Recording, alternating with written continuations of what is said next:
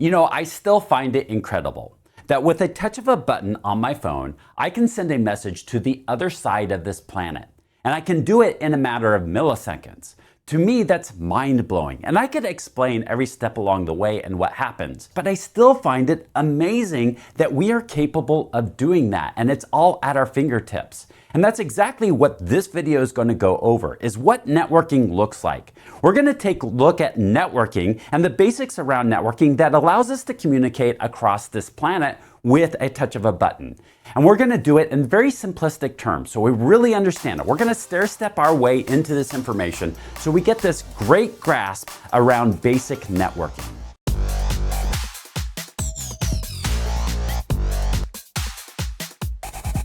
I've broken this video down into 4 parts. The first part is just going to be some background information so we get a grasp of what we're trying to accomplish and some ways that we accomplish that. Then we're going to get into the local communication, or we're going to call it the local area network. So we're going to talk about local area network, and we're specifically going to be talking about Ethernet and what Ethernet looks like. Then we're going to get into wide area network and what the big picture looks like, how we communicate across wide areas. Then we'll get into the internet and talk about what the internet looks like and how we can communicate across this planet. So by the end of this video, you're going to be able to explain exactly how computers communicate, both locally and also across this planet. I want to dedicate this video to Aaron. Aaron was the first TechnoSurge donor, and I appreciate both his financial support and his words of encouragement. So thank you, Aaron. This one's for you.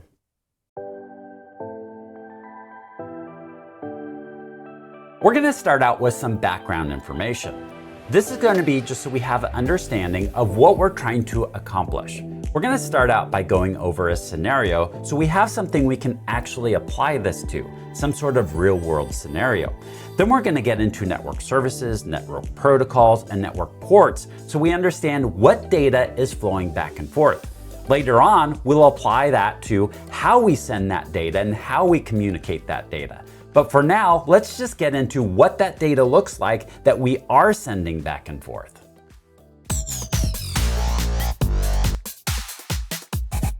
One of the things that's helpful when we're learning new information is to be able to tie information together with real-world application. So let's come up with a little scenario that we're going to use for this module so we can start tying this information and learning the information with some sort of context and application to it. Our scenario is that we're starting a business, a DJ business, and we're going to call it Techno DJ. Our plan is to play at the big venues all around town. And so we need to showcase our work.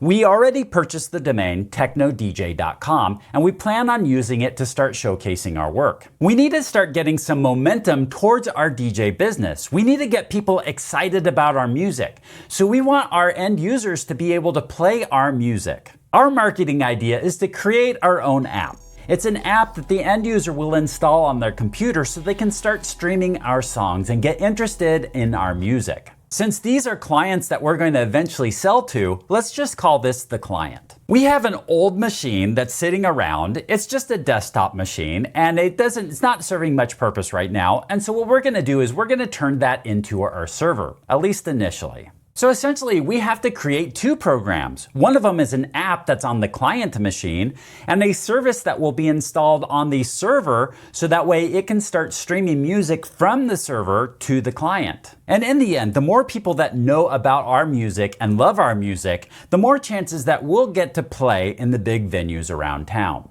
That's our scenario. So now let's start building a network that helps support our scenario.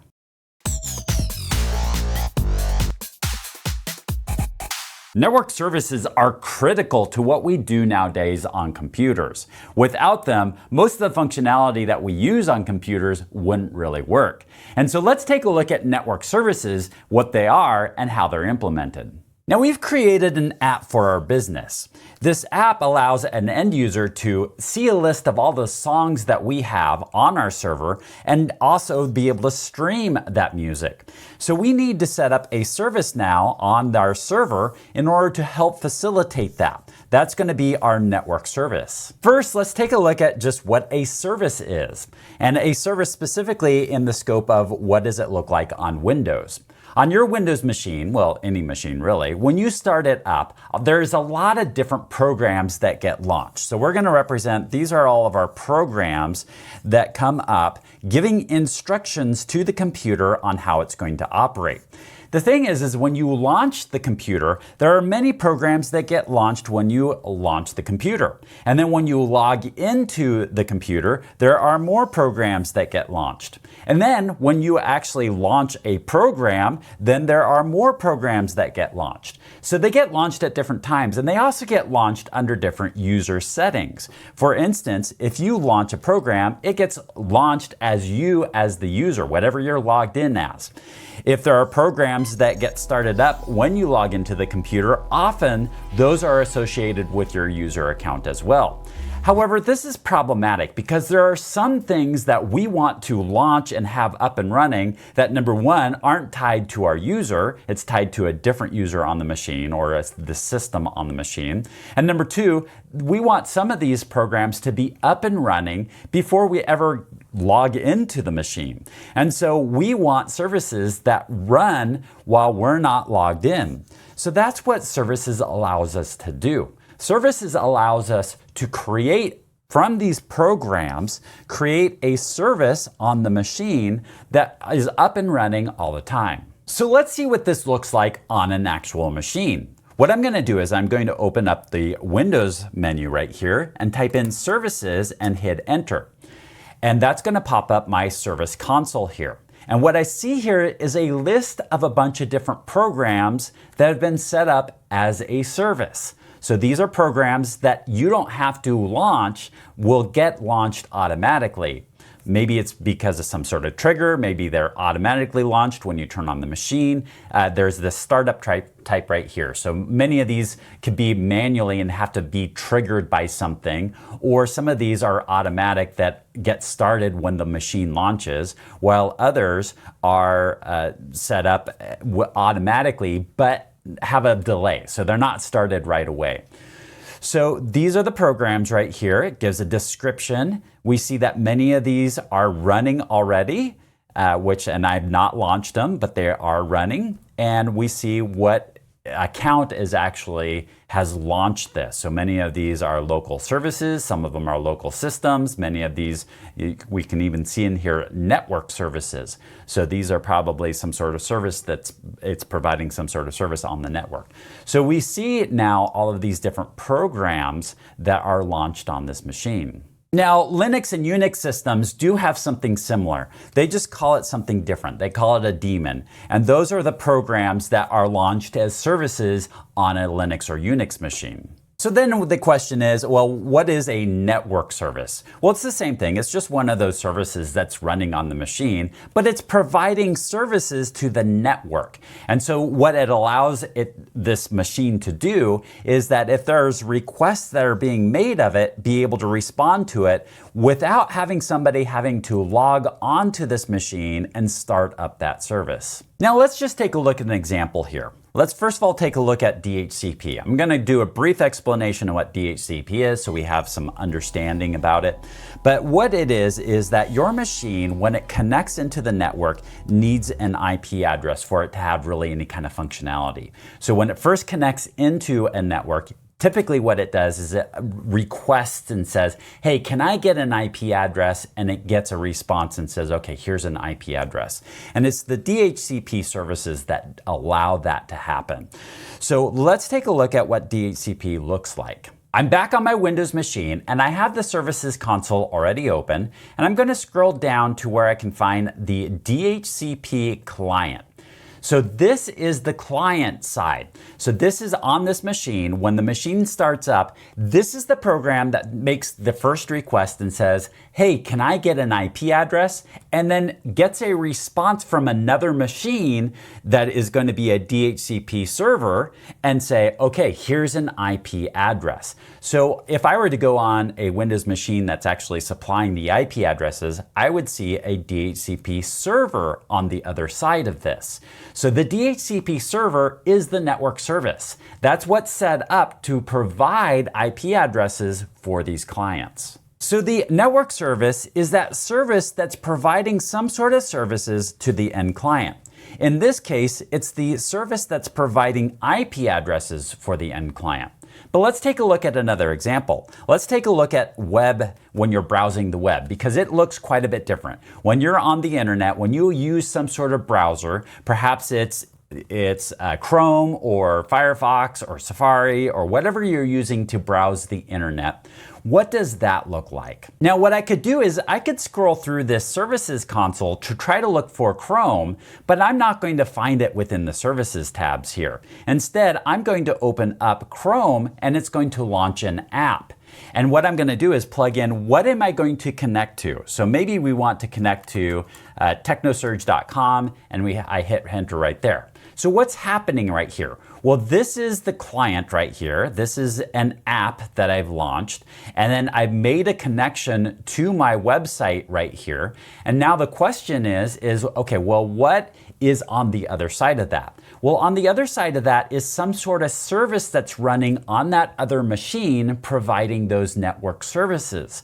Now, a couple examples that it could be on the other side, it could be something like Apache. I might have installed Apache as a service on the other side, and that's up and running, providing that network service, that those web pages and delivering those web pages. Or maybe it's IIS. IIS is a Windows version or a Microsoft version of delivering websites to end users. So in this example right here, we have that app that we launch on the computer, and then it's contacting some sort of service that's running either Apache, or maybe it's running IIS, or there are a lot of other different types of services out there that could be delivering these web pages and these websites.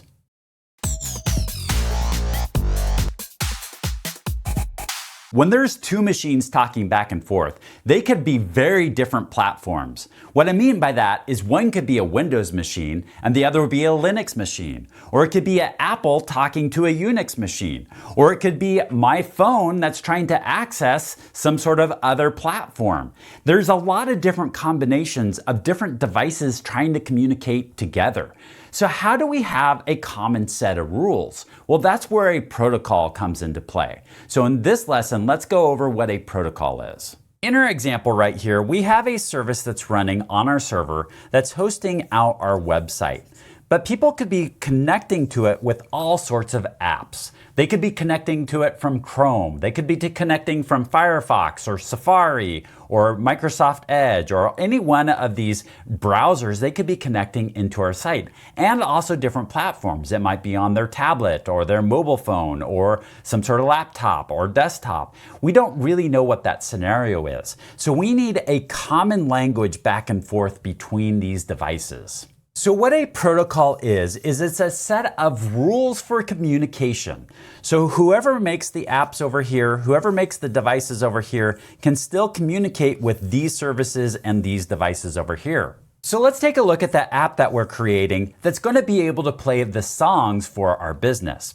What's going to happen is this app needs to make a request first.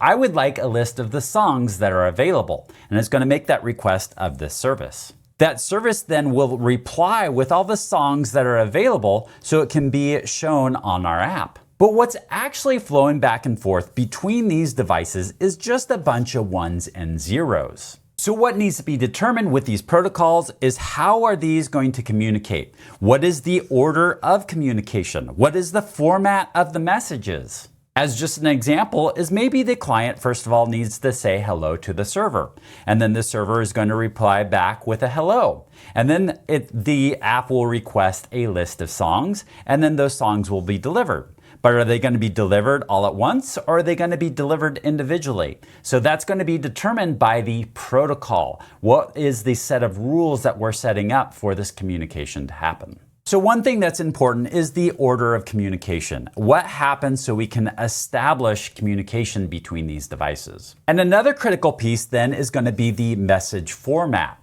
What order is the data going to show up in? Because for each one of these songs, we probably have extra information. Like we want to know the name, we probably want to know the album it's on, the artist maybe there's some sort of graphics, album cover graphics or song graphics, maybe there's lyrics involved. We're going to want to send a bunch of data over so that the user has this positive experience. And what it's going to look like when it gets sent over is it's just going to be a string of data. It's not going to show up in a fancy format as it gets communicated across the line. It might present it this way to the end user, but it's going to be just a string of data. And what happens if we don't have a protocol that defines all this is that we could have information in the wrong order. And if it gets sent over in the wrong order, now suddenly they think the name of the song is Top Hits and the album is Surge because the two were flip-flopped. And we can even take it one step further is what's being sent across isn't really even the string of data, it's just the string of ones and zeros, which then gets rolled up into the string of data, which then gets rolled up into some sort of format the end user is going to see. Now, when it comes to protocols, there's two things that I want to make clear. Number one is I wouldn't be reinventing my own protocol to make this communication happen. That is, if I was creating an app and a service for it to communicate back and forth, I wouldn't have to create a new protocol to do this. There are already protocols out there that we would be using to make this all happen. I wouldn't have to program all of that. It would just be part of the program. So next of all, I want to stress that there's also all of this stuff that's happening back and forth. There's actually lots of protocols that are at work. There's layers of protocols that are at work to make this all happen. So we'll get more into that in the future, but just understand the protocols are what allows that communication to happen and sets up the rules for that communication.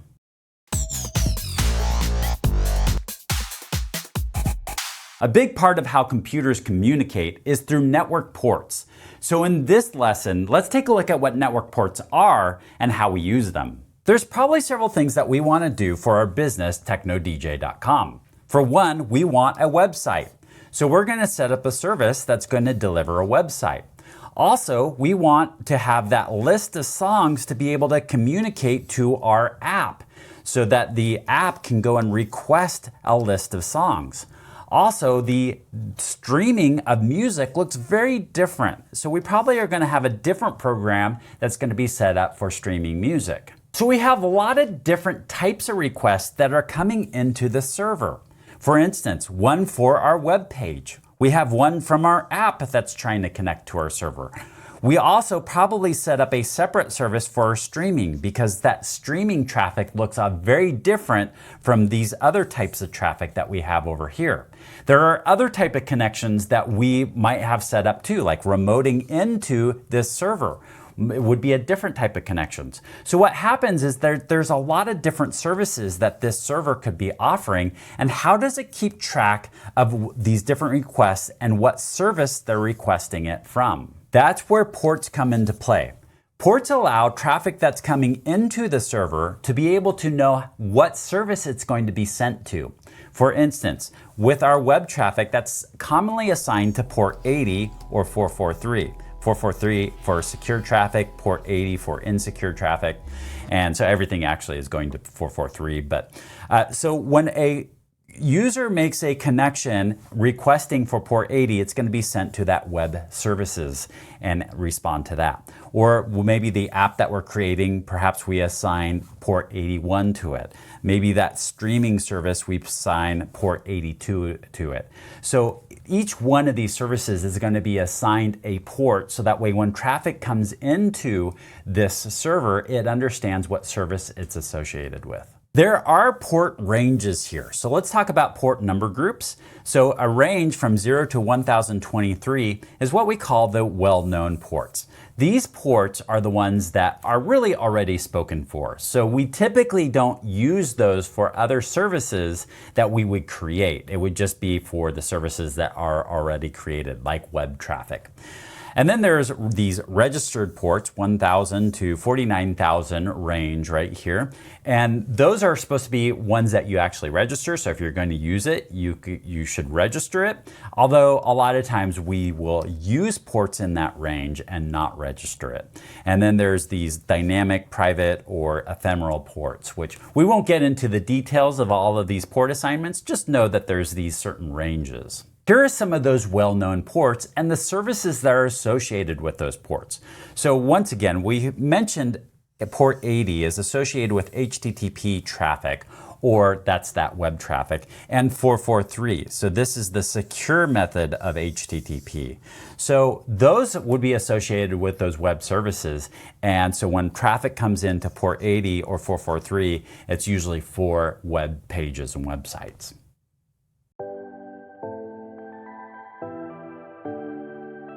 Now that we understand what is the bits that are being sent back and forth, let's discuss exactly how they're sent on this local area network, locally, from one device to the next. So one of the aspects we need to think about when we're transferring these bits is how are we physically going to transfer those bits?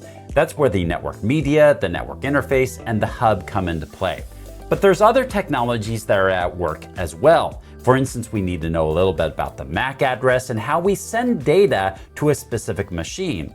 We'll also talk about encapsulation, we'll talk about the Ethernet frame, collisions, and broadcasts. We'll talk about how these all play into that local area network. So let's jump into this local area network, or the LAN.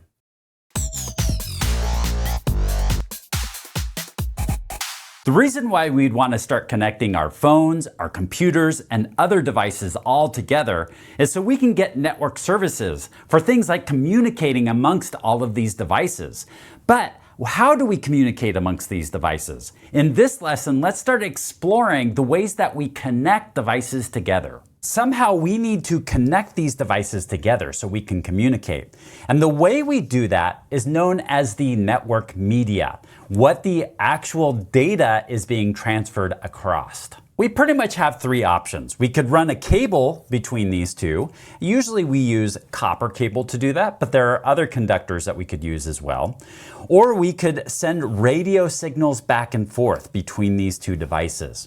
Or we could use photons. We can actually shine light from one to the other so we can pass information. For instance, I could use this flashlight to send a message to you. I could turn it on and off in some sort of pattern to send a message. I could use something like Morse code. Now, Morse code uses dots and dashes. So a dot would just be a quick flash of the light, versus a dash would be an extended presence of that light. I could hold it open for a little bit longer. So a dot and a dash. And so then I could send you letters in which you can translate into words, and then that's a way of communicating back and forth. Now, when it comes to your computer speaks in ones and zeros. So that's pretty simple. I could turn the light off for a 0, and I could flash the light on for a 1. And I could get, as fast as I could flash that, I could send you some sort of signal. So that is a way I could send a signal through light. I could do the same thing with a cable. If I've got a copper cable running between two devices, all I need to do is turn it off, no electrons flowing across it, and that represents a 0. I could turn it on, and that could represent a 1. And it wouldn't really matter what voltage it is, 5, 10, 12, 24, 110. It really doesn't matter what the voltage is. Just turning it on with a voltage would represent a 1, and turning it off would represent a 0. Now, sending radio waves is a little more complicated than that, but it still can be done. We can send radio waves, and we can manipulate those waves to represent ones and zeros. So now we've got our three different methods. With our copper method, or our conductor, where we send electrons, we could send photons, or we could send radio signals. Each one of these methods has its pros and cons, in which we're not going to get into in this video, but we at least have a basis now of how we can send messages between two devices.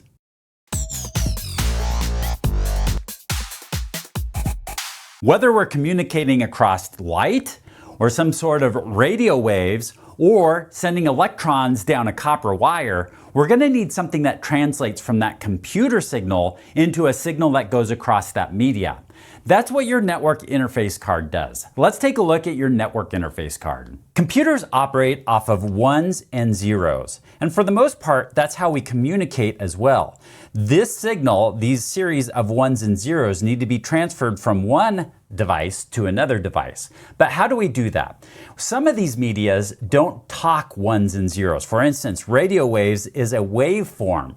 So what we need to do is we need to convert these ones and zeros into a waveform, send it across the air, and convert it back into ones and zeros. That's what your network interface card does. That's the part of the computer that does that translation. And even though we can send ones and zeros across electrical signals or across light, there still is this component that needs to be added to and translated even when we're sending across those type of medias. So no matter what, you need some sort of network interface card or NIC that does that translation. This is a motherboard of a computer right here. And at one point in time, if I wanted it to connect into a network, I would have to slide a card into one of these slots to give it that functionality. That's why it's called a network interface card.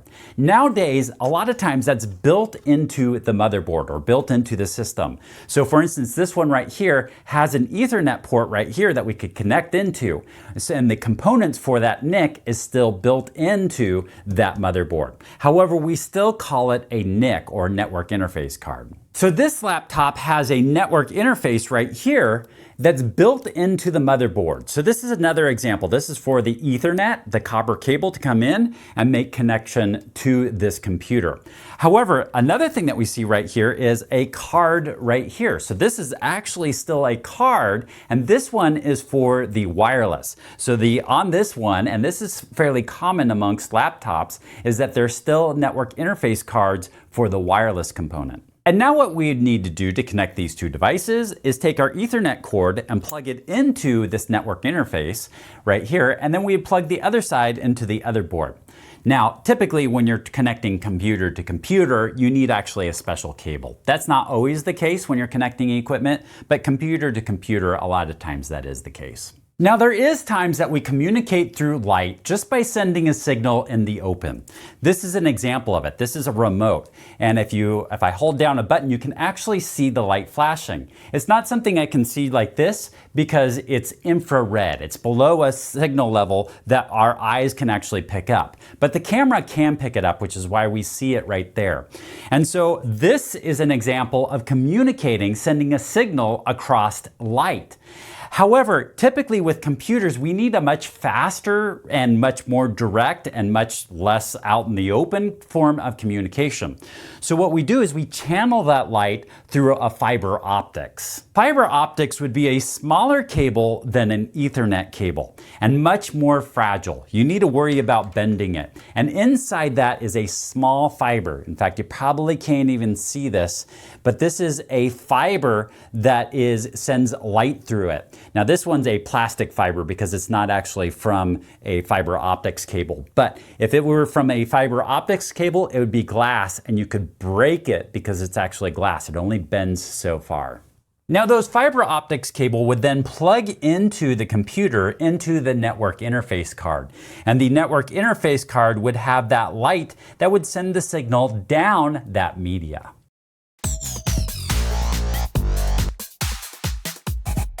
Our network interface card is our interface to the network, and we can plug into the rest of the network with this.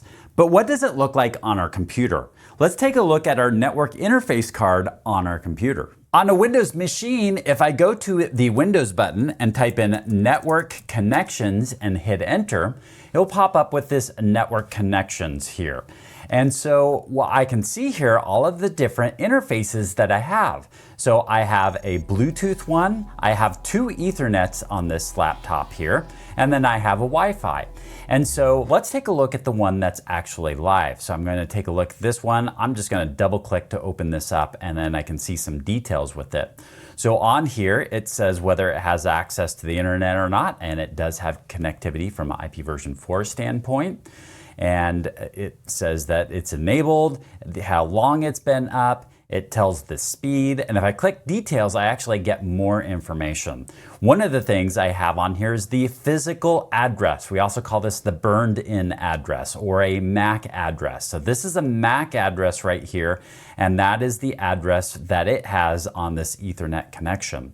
It also has an IP version 4, and we're going to get more into a MAC address and IP address, but for now I just wanted you to see that we actually have a interface, a software interface on our computer here.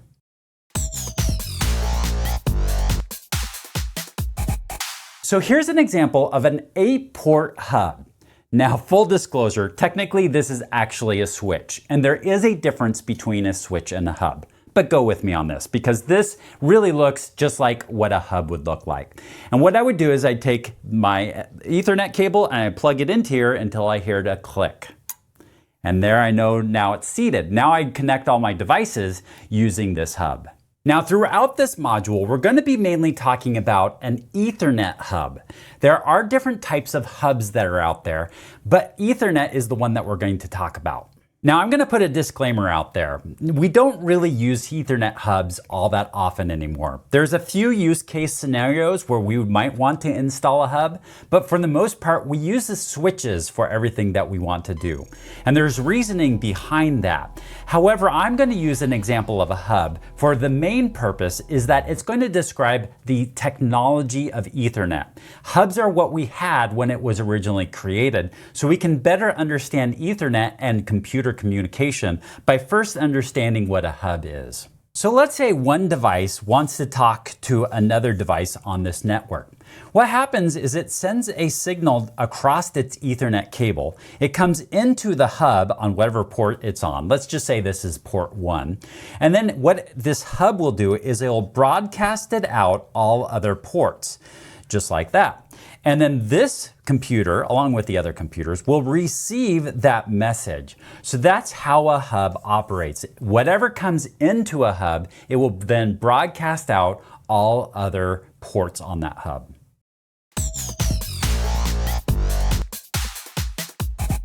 When we start communicating with more than one device, we're going to need to address the device that we want to speak to. We need some sort of addressing. And a MAC address is one of those addressings that we can use. So let's talk about a MAC address and what it is. If one machine on this network is talking to another machine, we see with the hub that all other devices get that message, which has some security concerns, and we'll address that at a later time. But for now, let's just say that this computer needs to be able to address this computer, and then all other computers need to know that they need to ignore the message. So how do we do that? What we can do is we can have a MAC address on every single machine. So that way, when this message gets sent out, we will tag it with what MAC address we're going for. So we're going to tag it with this MAC address right here. And then when all of these other devices see that message come in, they're going to ignore it.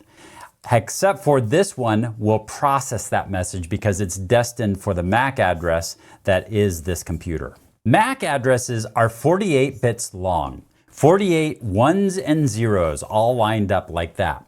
However, that's really hard to read and relay that information. So instead we use hexadecimal. So this is the equivalent in hexadecimal form.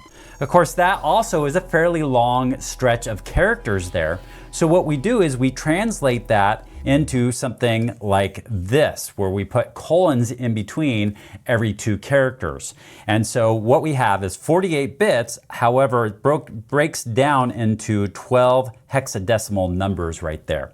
You'll also see sometimes we have dashes in between. It doesn't really matter what kind of separates it out because it's just so we can read it better. It's not so the computer can read it. That's just the way the computer is displaying it. So then the next question is where do these MAC addresses come from? Do we assign them to these computers? And the answer is no. It's what's called a burned-in address. So each one of these devices has a network interface card. That's how it can connect all together. So whatever the manufacturer was of that network interface card, and many times that's different than the actual device manufacturer. It's a different company that manufactures those NICs. So whoever manufactured those NICs burned in an address. So it comes with an address already pre-assigned to it. Now, with all these lessons, there's a lot more that we can talk about, but that's going to be the basis for what we're going to talk about in the future. So that is MAC addresses. Now, there are several different technologies that use MAC addresses, one of them being the Ethernet protocol. But there are other protocols. Some of them do use the MAC address, while others use other types of addressing. So just realize that this isn't just a given. However, it's going to be enough. We covered enough really for us to set up the rest of this module and discuss the rest of this module.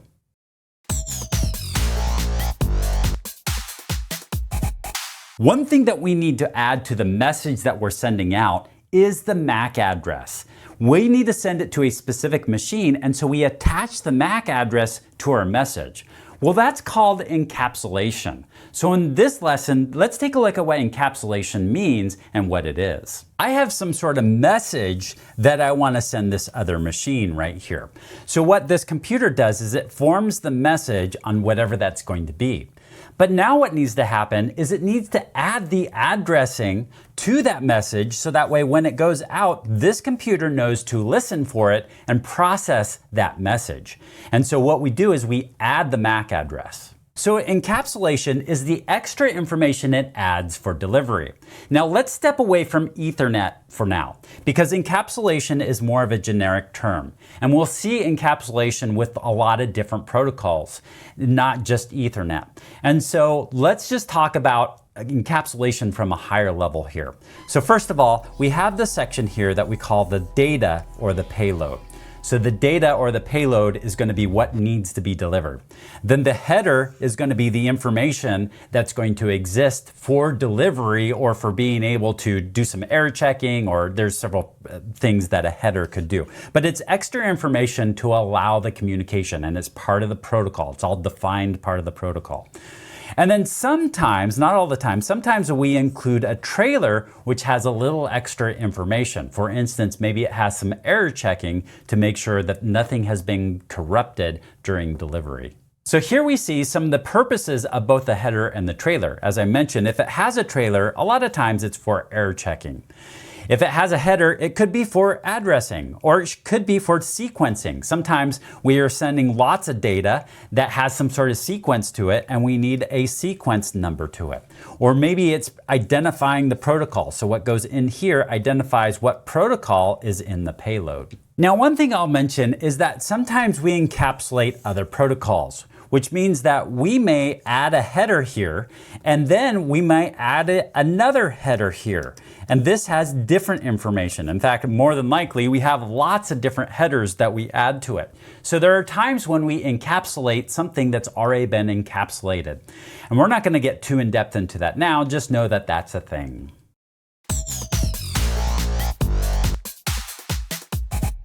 One of the most common protocols there is Ethernet, and this is an Ethernet cable. In fact, I'm willing to bet that you have Ethernet running somewhere in your home. So let's take a look at Ethernet, and more specifically, let's take a look at the frames of Ethernet and how it transfers the payload back and forth between devices. Here's an Ethernet network. In the middle of the Ethernet network, we have a hub. And then each of the devices have a NIC card on them that is an Ethernet NIC card, network interface card, and has a burned in MAC address to it. So this is what Ethernet is. And what's being sent back and forth, the messages that are being sent back and forth, is called a frame. When it comes to encapsulation, we add a header and possibly a trailer to add extra information on how to deliver the data or the payload. So what does encapsulation look like specifically when we're talking about Ethernet? Well, we have that payload here. We do add a header to it, and we add a trailer in this case. So the header for Ethernet starts out with the MAC address. So that way, when it sends this message, whatever device is receiving it is going to take a look at that destination MAC address and says, Does this belong to me? If not, I'm going to get rid of it. If it does belong, if it is the MAC address of the machine that's receiving it, then it'll say, oh, I'm going to process the rest of this. We also have the source MAC address. So this is so that the device knows who is this coming from. So whoever sends this out is going to put their MAC address in the source. Then we have this type field right here. The type field just essentially identifies what type of Ethernet frame this is. What is the payload going to be? What is the size of all of this?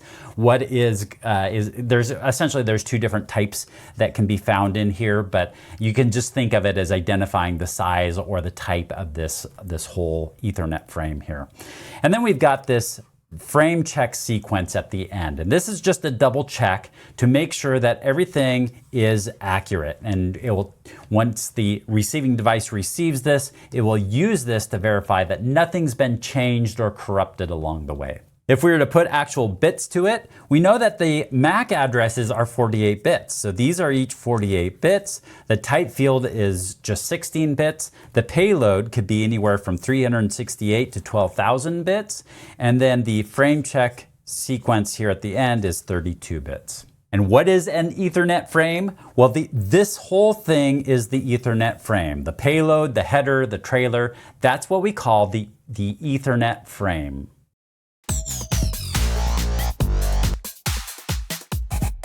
We've all been in that place where we've started to talk and at the same time somebody else has started to talk. And usually what happens, we just say, oh yeah, you go ahead first. You know, one of you will let the other person talk.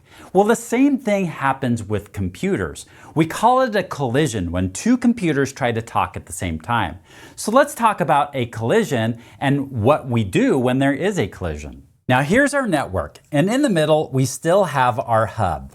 What happens with a hub is every time somebody talks and it comes in on a port, it gets broadcasted out all other ports.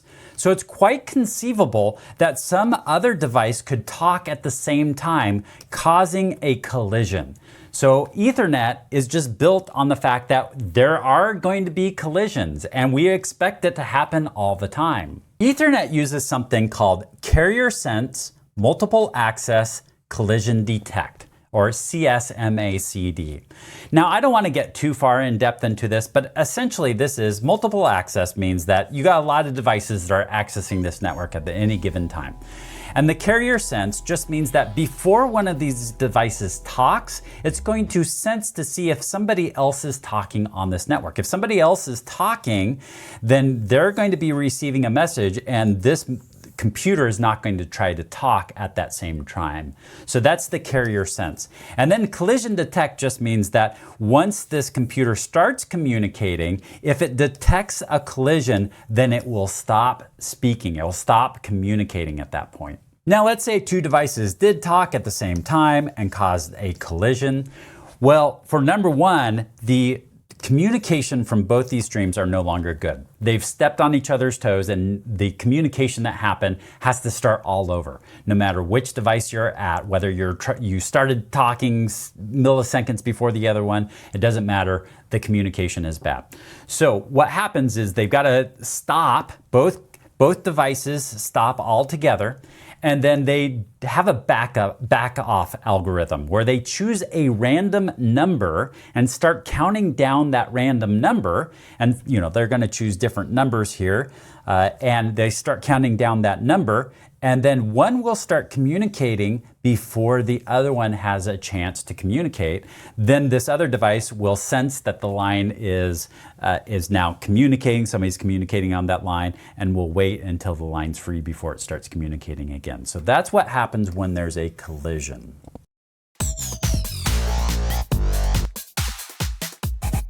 There's times when your computer wants to address everything on the network.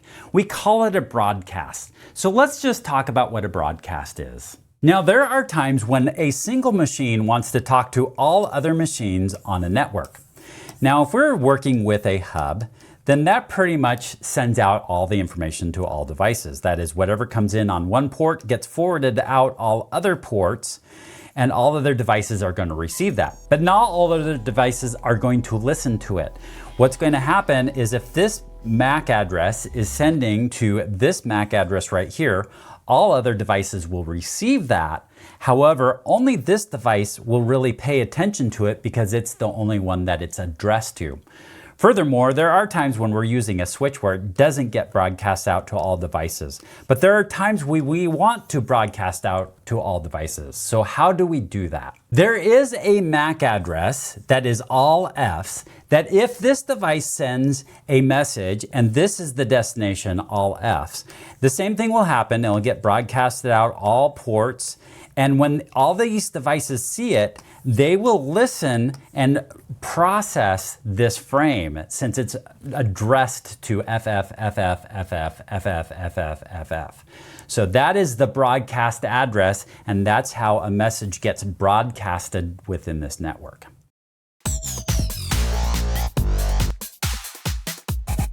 One thing that we need to be really familiar with is LAN, or local area network. It's something that's going to come up often. So let's talk about what a LAN is. Now, I will say when it comes to local area networks or LANs, I feel like there's two definitions here.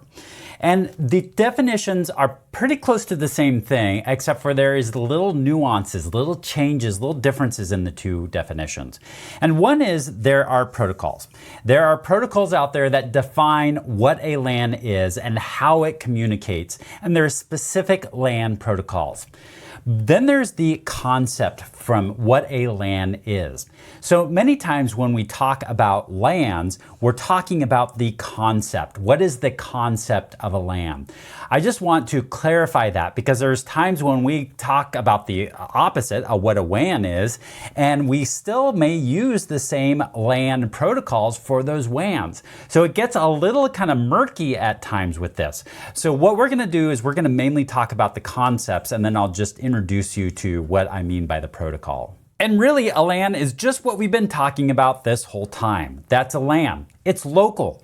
It's local because all of these devices have local connectivity to each other. So one thing that's interesting about a local area network is they can be prone to collisions. Not always, but they can be. For instance, this is a hub right here. And so we have now collisions that happen within here, and we call this actually a collision domain. We can do away pretty much with collisions by replacing this hub with a switch. So just because it's a local area network doesn't mean that we have collisions, but initially when this was created, this was a network that did have collisions.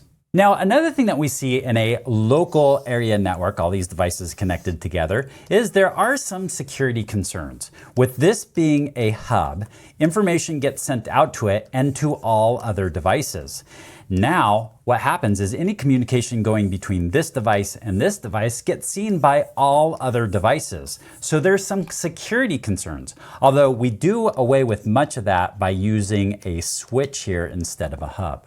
Another thing that we see within our local area network is we have broadcasts that happen. That's that FFFFFF, FFFFFF address. When things get sent out to that, then it gets sent out to all devices on the network. So everything is listening. And rightfully so. I mean, that's what a broadcast is intended to do. So even if we replace this hub with a switch, we would still have broadcasts on this network. Now imagine that from a global scale. If we had collisions on a global scale, if we had security, everything was being broadcasted out to all devices, and just the amount of broadcasts that we'd have from all of these devices all over the internet just would be so much traffic just from broadcasts alone that no one would ever get any work done, which is why we need to compartmentalize or split off or segment certain parts of our network. So that's what we do, is we add a router. And the router is the edge point of our local area network. So here we have the boundaries of our local area network. And within here, we can have collisions. And within here, we have some security concerns. And within here, we have some broadcasts that happen within the local area network when we're sent to that specific MAC address that we mentioned. But that all stops at the router. And the router, although we could possibly still have some security concerns, and there are things that we need to address from that perspective, but essentially our local area network ends right here at the router. So let's take a little different perspective at this. Let's take a look at how many LANs are within this diagram right here. We have routers right here, and the routers are going to be routing information on a more global scale here.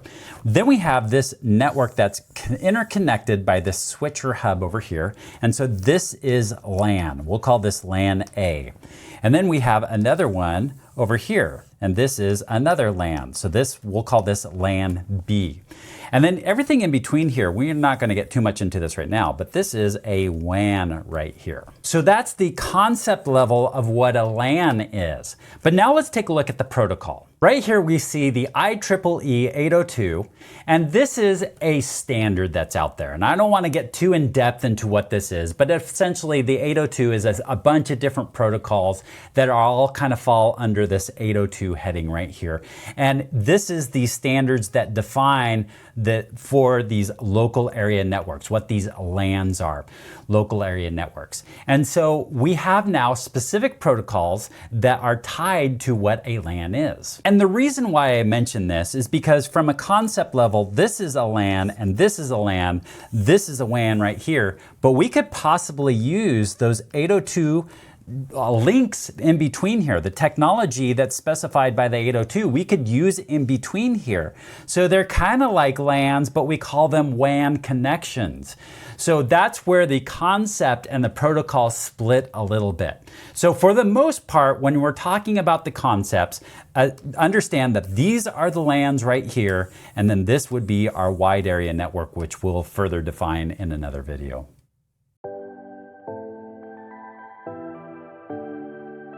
When it comes to our local area network, it's great for getting data from one location to the next from a local perspective, but it doesn't work from a global perspective. How do we get it to the other side of this planet?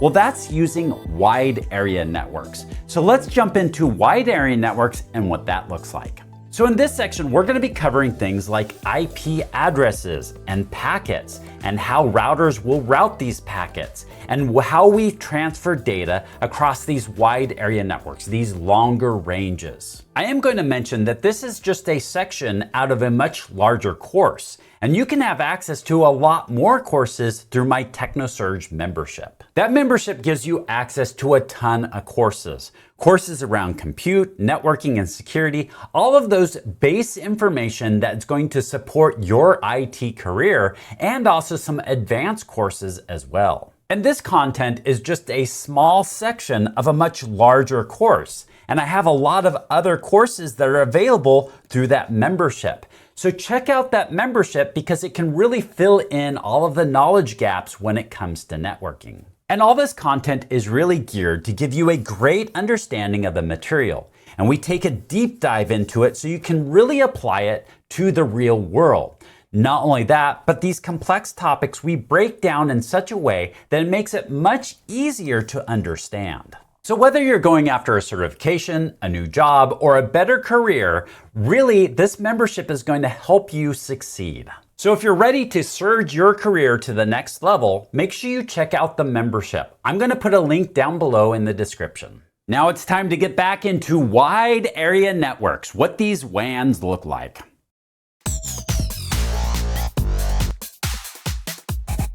It is wild how we can send messages across this planet in milliseconds with a touch of a button. How I can type something out and hit enter and it just gets to where it needs to go. But there's addressing involved with that. Specifically, there's IP addressing. That IP addressing lets that information know how to get to where it's destined to. So in this video, let's talk about IP addresses. When we're communicating on a local area network, what we're going to be using is these MAC addresses. So to address devices on the network, we're going to send it to a MAC address. Now what's interesting about these MAC addresses is they're burned in on the machine. So whoever manufactured this machine, or specifically the NIC on the machine, assigned it some sort of MAC address. And the next sequence in this MAC address, which would end in the 85, probably got sent to another location, someplace far away maybe. And so these burned in addresses have a big weakness. How would you find a specific MAC address in the world? we would have to have a huge database on all the locations of all the computers. Not to mention there's a security risk with that, but we would have to just have a crazy database that's just simply not manageable if we were to use these MAC addresses as a form of routing information, of sending information across this planet. It's just not feasible. It only really works, MAC addresses only really work on a local scale, a local level. Instead, we need some sort of hierarchy addressing. That's what IP addresses give us. We could represent all of IPv4 addresses. We could represent all of them using this address right here. And then we could split it down into smaller components. So you can see a 8, a 9, a 10, 11, 12, 13. And we could take a block of those and we can assign it to some sort of country or some sort of area. And then from there, so all we need to do is if there's something within this range, we just send it to that area and then they figure out what to do with it from there. Then it's out of our hands and they have to figure it out. And then in that area, they further break this down. Let's take this 10 network right here. It can be broken down into, we see 97, 98, 99, 100, 101. So this address gets broken down into all of here. So whatever gets sent could be sent to here, which then could be sent to here. And then this could be further broken down into smaller networks. We can see 97, 98, 99. This is all for the third octet now. So we see that this is all broken down and it could be sent then to wherever it's going to be next, and so on and so forth. So what the point is here is that IP addresses are a hierarchy address. And hierarchy addresses allow us to have kind of these scopes that we divvy out to certain entities, you know, whether it be there are some entities out there that we give it to and they would give it to internet service providers and they give it to businesses and then the businesses would divvy it amongst their network. And we'd still be able to route traffic all across this planet because it's a hierarchy addressing scheme. So what does an IP address look like? Well, it's 32 bits long. So this is what it looks like to the computer in computer language. But when we want to read it, it gets broken down into a little different visual for us so that we can read it. It's in decimal format, so we see more familiar numbers, 192.168.40.41. And then it's broken up into these octets. So we break it up with these dots here. So we read this 192.168.40.41. Now, as we see with the MAC addresses, they're really quite random on which ones we have on our network because we probably bought these machines maybe from different vendors, probably from different times. And so we get different ranges of these MAC addresses. However, what happens is when a machine connects to this network, then it gets an IP address. And so usually we have dynamic configuration for these. And so it'll get an IP address when it connects to the network. If you were to take that now and move this laptop and connect it into a different network, then it would get assigned a different IP address in a different range. And that once again is so that way any packet in the whole world, any message in the whole world destined for this device can get there with this assignable IP address. Of course, if we have some sort of hierarchy addressing, we also have entities that are responsible for certain sections of that. So we've got the ICANN/IANA that's responsible for the big overall that divvy out amongst these different areas, and these are who is in control of those different areas. So we divvy out who's responsible for these different areas and assigning IP addresses, and then these entities are responsible for divvying out whatever ranges they were given into smaller ranges within their area. So when it comes to an IP address, in this example it's 48.51.46.55, maybe I'm sending a message to this, it can get it sent to the right place, and I don't know, which area this one actually goes to, but it'll send it to the right area, which will then send it into the right area as part of that area, which will then send it into the right area as part of that area, and narrow it down to wherever it needs to go.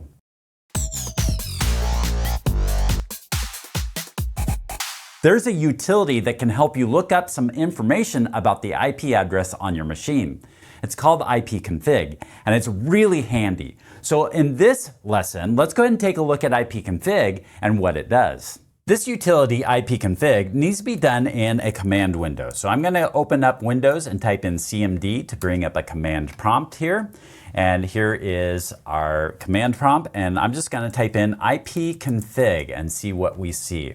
So one thing we have is all of the connections here. So I've got a LAN connection, a wireless LAN connection here, another wireless LAN connection, another one, there's the Bluetooth, and the one that we're looking at, there's a couple Ethernet. So the one that we're actually looking at is this Ethernet right here, and on here it gives me the IP version 6 link local address, gives me IP version 4 address. It also gives me the default gateway, which one's the default gateway, and the subnet mask here. So the ones that I'm really pointing out here is this IP version 4 address, 192.168.42.245. That's the IP address of this interface.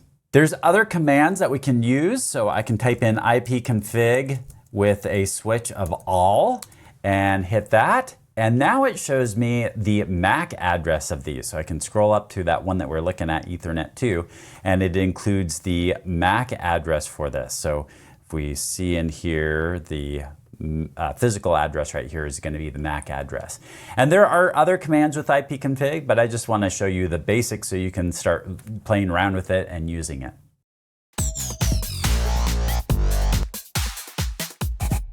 An IP address allows us to send a message clear across this planet, but we need to attach that IP address to the message. And we do that with a header, and we call that a packet. So in this lesson, let's get into what a packet is and what it looks like. Here's what an IP packet looks like.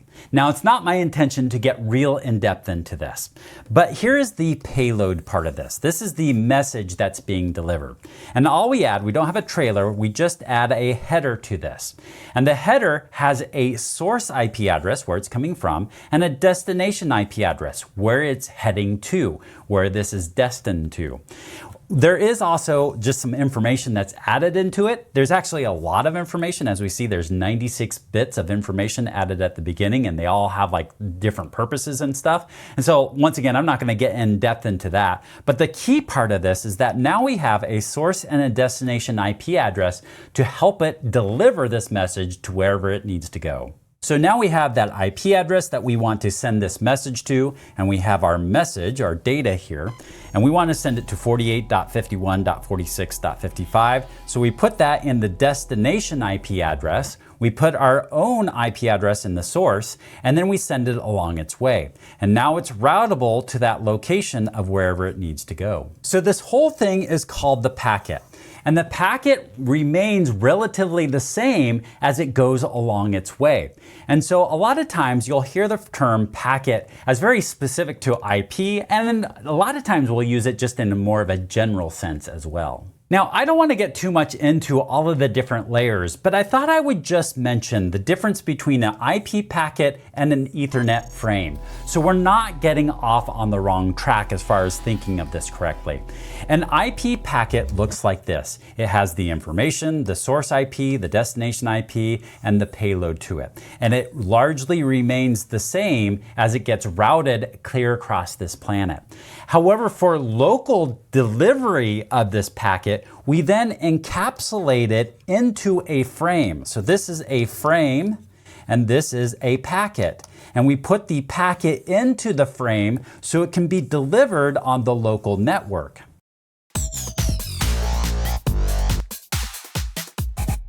Hey TechnoStuds, we have a hub or a switch that delivers a frame from one location to another. However, what we have for a IP packet is going to be a router. A router routes IP packets. So let's take a look at a router and its function.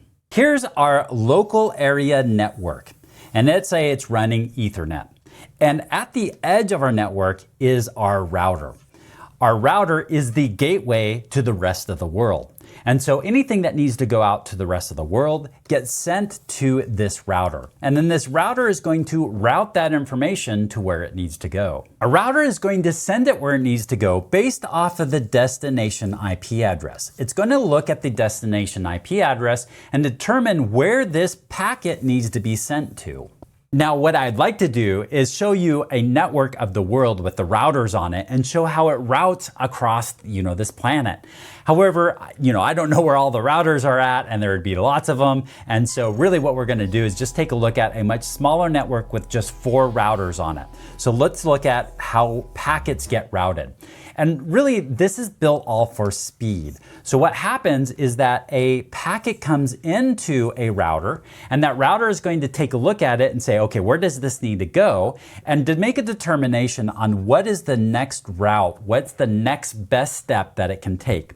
And so then it will choose the next best route, and then that router will do the same thing and send it to the next one. And then this router will choose, okay, where is the next best route? Or this actually needs to go to its destination and deliver it to its destination.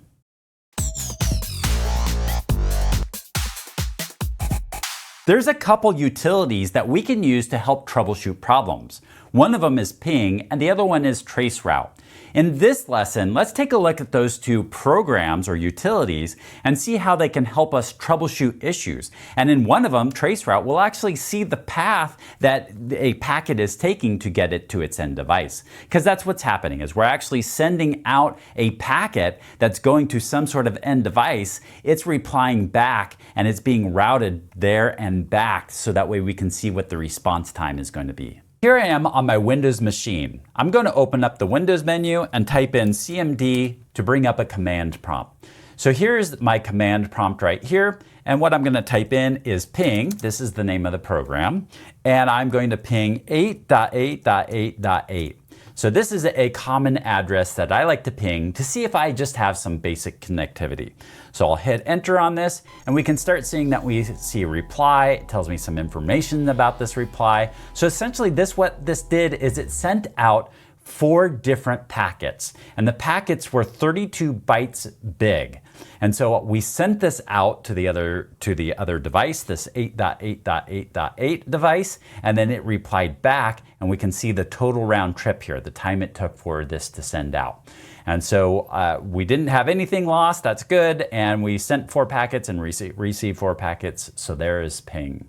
Now, a very similar command that I could use and actually see what are the different hops along the way is I can type trace RT and 8.8.8.8 and hit enter with this. And now what's happening is it's using that same type of packet to send out to 8.8.8.8, and then I'm receiving a message back from it that's telling me like what is each hop along the way. So these are different routers along the way that are coming back, and I'll see how many routers are between my location and 8.8.8.8. And I can see there is 12 different routers between me and 8.8.8, or probably actually 11 routers, and then this final dns.google.com, this is actually a Google server, this 8.8.8.8.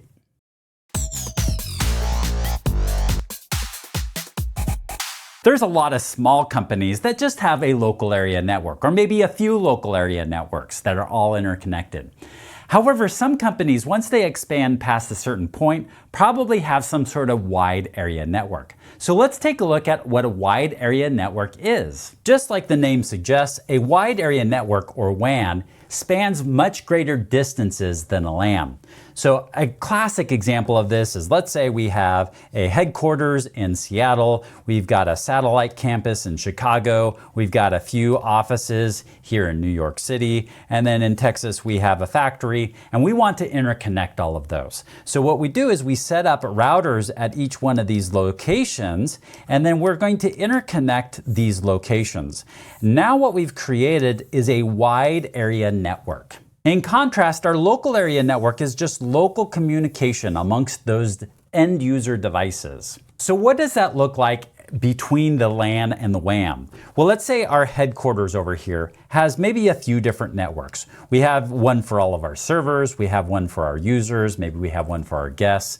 This satellite campus, maybe we have something similar over there. Maybe we have a LAN in our New York offices, a LAN for each one of those offices. And then we just have one maybe for the factory floor. So those are all the LAN. So in total, we've got 3 over here, 3 over here. So that's 6, 7, 8, 9, 9 it looks like, or 10 and 11. So we've got 11 local area networks in total, and these are all interconnected, but then they're connected via that router to each one. So now we've created a WAN amongst all of these networks here. This is a different view of a different company laid out a little differently. And right here we have a hub or a switch. So this is a LAN over here, and we've got the same thing over here, a LAN over here. And then in between we have these WAN technologies with these WAN links between these routers, so interconnecting these two LANs here. And we could have multiple LANs, as I mentioned before, hanging off of this router right here. We could have multiple LANs over here, but in this case right here, we're just saying that there's one here and there's one right here.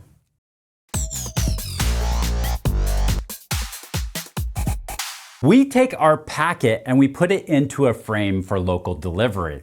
And the interplay between those are kind of strange, but it has a lot of cool things that we can do because of it. So in this lesson, let's get into what the packet and the frame looks like and the interaction between the two. Here at the top, we have a packet. This packet, first of all, includes a payload. The payload is the information that needs to be delivered to the end machine. And we need to be able to deliver that to the end machine. So we have a source IP address and a destination IP address. And what's most critical about the delivery here is the destination IP address. And there's also some other information that helps this be delivered. So that's the packet right there. It's what's going to get it to its final destination. But we do need to deliver it across the local area network. So what we do is we encapsulate this packet with a frame. So the frame is down here. And the frame contains the layer, or this frame layer, this local area network addressing. So in this case right here, it's an Ethernet. So it's a destination MAC address and a source MAC address. Tells a little bit of information about what's being delivered. The payload is the packet. So the packet gets fitted into the frame. And then there's also a little end here that does some error checking. We talked about several weaknesses within LAN protocols. With that, one of those weaknesses is that there's collisions that can happen on this network. We have security concerns over what's happening within this network. We also have broadcasts that happen that just can't happen on a global scale. We also have the addressing, these MAC addresses are just not findable on a global scale. And so that's why we have those IP addresses. There is another concern that we haven't addressed yet either, and that is there are different technologies at work when you're communicating across this planet. Different countries develop things at different rates. Even within one of the countries, there's a lot of different technologies that can be used and implemented. So our connection between our end users here, let's say they want to communicate back and forth, there could be one set of technologies and protocols being used here, another set that gets beamed through radio waves across the ocean or maybe up to satellites, or perhaps it's going under, there's some cables going under the ocean or whatever the case, however it's getting across there. And then perhaps we have another set of protocols that are happening here and another set that are happening here. We've got another set here and another set here. And so we've got lots of different types of protocols at work. Here's a little different view into looking into that same concept. So what we have right here is a LAN right here, and we also have a LAN over here. Let's say these are both communicating Ethernet. So we've got Ethernet over here and over here that are communicating, because that's pretty common that we have it set up that way. But then in between these WAN links right here, we have a different protocol that's being communicated. Maybe it's a protocol that doesn't even use MAC addresses for it. So what happens is this computer wants to communicate with this computer over here. So what it needs to do is it needs to, first of all, assemble the packet. It's got data that it wants to deliver, and so it adds the packet information on here. We're just going to call this L3 because it's layer 3. We're going to address that here in a second, but let's just call it L3 for now. And so it now has created the packet. But it needs to, and the packet is going to be what's delivered from this computer all the way to that computer. So the packet is going to remain the same. But it needs to deliver it on the local area network first to this router. So it needs to deliver it to the router. So what it does is it figures out what the router's MAC address is and attach it to create this frame. And then it adds the trailer. And now we have a complete frame that's going to be sent out onto the network and be delivered now to this router. Once it gets to this router, that router has no need for that layer 2 anymore, and we'll remove that from that, and it will just have the packet. So now we have the packet over here, and what will happen is a new layer 2 will be added, so it can be sent across this link with whatever technology that is. So then it will be sent to this router right here. This router will once again get rid of that layer 2 information there because it's no longer needed. And so then it's got the packet, and what it will do now is add a new layer 2 so that it's sent across this new link to this other router, which in turn also removes the layer 2 information here, or the L2 information here, and then keeps that packet.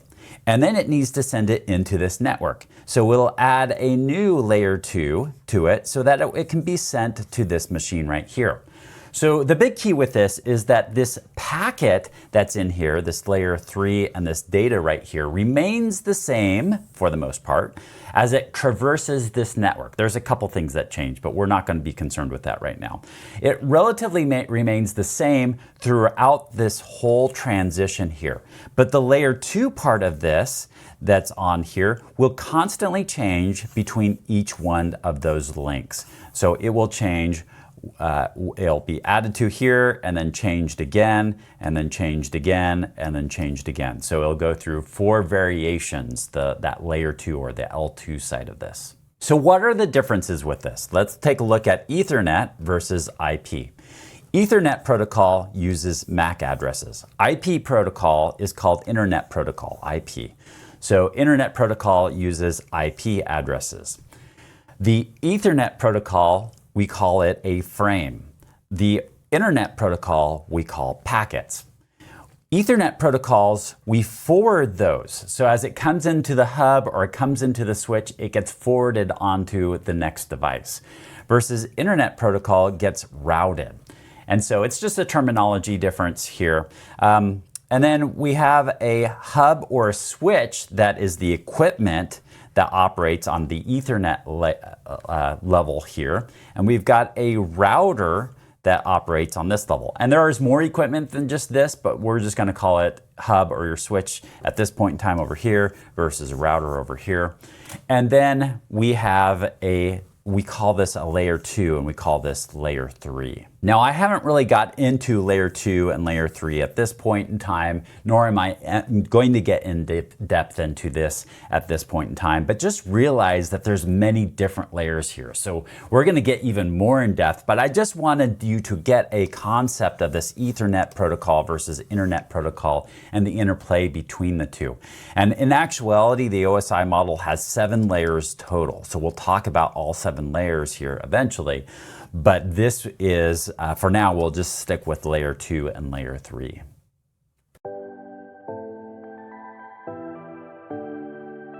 Now that we have an understanding of what a wide area network is, let's apply it to the internet and what that looks like. So we're going to take a look at the internet and what an internet service provider actually is. Now before we continue, I do want to ask you to do one thing. If you like this video, could you hit that like button?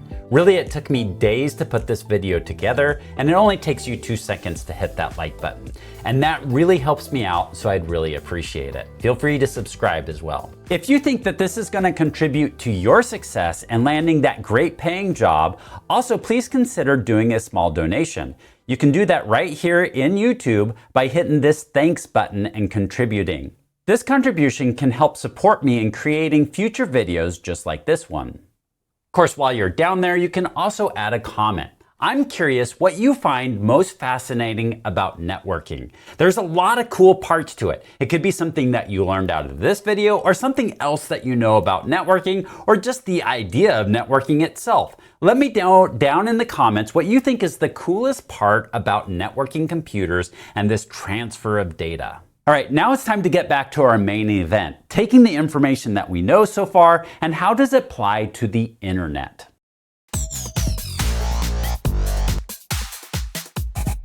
The internet is one of those things that we just assume we know what the internet is. We just talk about it and we use it so much. But what really is the internet and how does it work?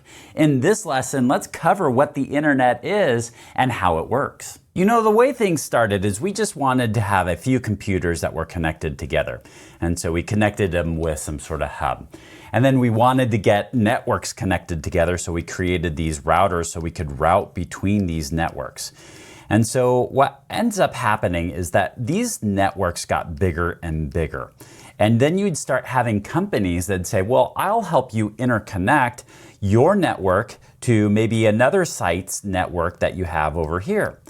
And so you had a company that would set up in an area and start creating all of these networks of networks. And that's essentially what the internet is, these networks and networks. You'd have another company that would set up over here, and so they would have all of their connections all set up. These are all routers and they'd all be interconnected. Then you have another company that's over here and they would set up. And what these companies started getting together and doing is saying, well, you know, we could actually better serve any of our customers that are on here, that are connected here. We could better serve them if we interconnected our different companies together. And so, and there's redundancy in here, that's why I'm drawing multiple lines here. But now we have companies that are interconnecting, that are providing these network services that are connecting to other companies. And then so those companies start connecting to other companies. And pretty soon you have this whole global network of networks that are set up that can deliver these services.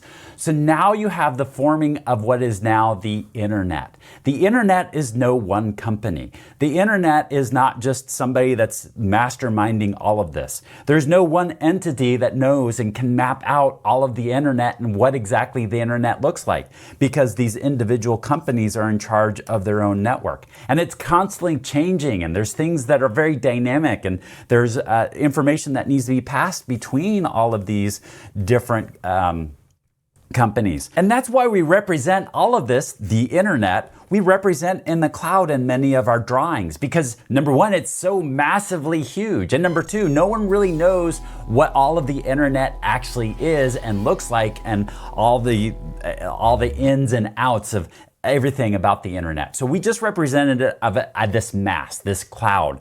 And when you're connecting into the internet, you're connecting into the cloud. Not only do we have all of these companies that are connecting all of these different countries together, but some of these companies were willing to also lay down cable down in the bottom of the ocean, fiber optics cable, and lay this down to interconnect these companies to create this global network.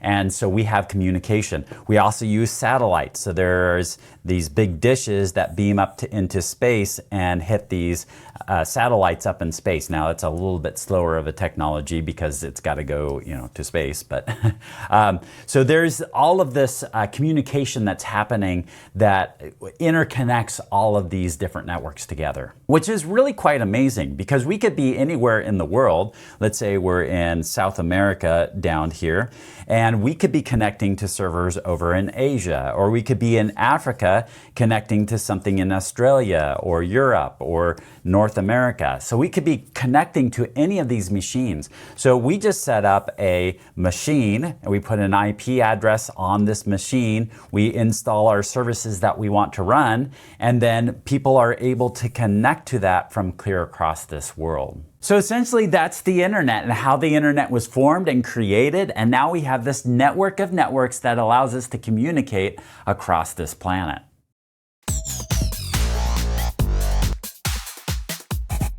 In order to connect to the internet, we have to go through an internet service provider. Just like the name it sounds, it provides a service of connecting to the internet. So let's take a look at what an ISP actually does. When we talked about the internet, we talked about how it's a network of networks. And so we have all of these companies that have gotten together to interconnect their networks. Now, this makes it look like they're just a company is part of a geographical location, but these are all intermixed, but they interconnect these different companies together to give us the internet. But how do we access this? How do we access the internet service provider? Well, sometimes we go directly to the company that provides what we call the backbone. The backbone is the main connection that's connecting everything together. So sometimes we'll go directly to that main backbone provider. But a lot of times there's other internet service providers that have a connection into the internet, and then we are sitting here in our home that we make a connection into the internet service provider, and they're making the link between us and the internet. So that's the service that they're providing, is a connection through us and to the internet. Let's talk a little bit about cost. We have all of these connections that are running all across the United States and other countries that are providing for these internet services. That is the main highways for the internet. We call it the backbone of the internet. And there's all of these lines that are running everywhere. Well, to lay down these lines, we got to figure out how we're going to route these lines and where we're going to put them and lay down these lines. And that is really expensive to do. It costs a ton of money to figure out how to string a line up that's that large, the material that goes into it, all the right-of-ways that you purchase so that way you can get that communication flowing. It's very expensive. Although when you consider how many users are paying for it, it actually ends up being a very small cost per user. Instead, what we actually run into is, and this is going to be our internet service provider. So this is our internet service provider. They're the ones that are connecting you to the backbone here. And so the most expensive part about this is they have to do the same thing for their end users to figure out how to connect from the ISP to the end house. And now what you're talking about is stringing up still a very expensive line that's right here, but going and feeding to just a single user. We call this the last mile because you have some sort of distance here and it's the last mile. We can string up these lines right here, which is miles and miles and miles and miles, and the cost per user is actually fairly small compared to this last mile, making it to your house. So we have to utilize what was available to us to get you an internet connection there. So what are typical things that come into our home? Well, we have power, we have water, we have a sewer line going out of our house, possibly. We have a phone coming into it, and we have a cable, perhaps, the cable company. So we have a cable running into it, and some of the newer homes have fiber. We also might have access to satellite now, so maybe we have some sort of dish network, satellite, or cellular. So these are the things that might be available to you, might be a connection for that last mile. Now, power is not a great solution for this because, well, it's just not a great way to transfer data. We can actually get data through the power lines, but it's not the best way to do it. Water and sewer, obviously that's not going to be a great way to get a data connection to it. So a lot of times we'll use phones with like a DSL, or perhaps we use a cable, like the internet cable, and we use that. And so we set that up, or maybe it's that you've got a newer connection, it could be fiber, and if those aren't available to you, then maybe you have to use some sort of like satellite or cellular to get that last mile internet connection to your home. If you're interested in the next video in this series, I'm going to put the link right here. Or even better yet, gain access to that content a lot more through my membership. My membership has a ton of courses, so don't forget to sign up for that membership and start gaining access to all the benefits of that membership. You can find the link down below in the description.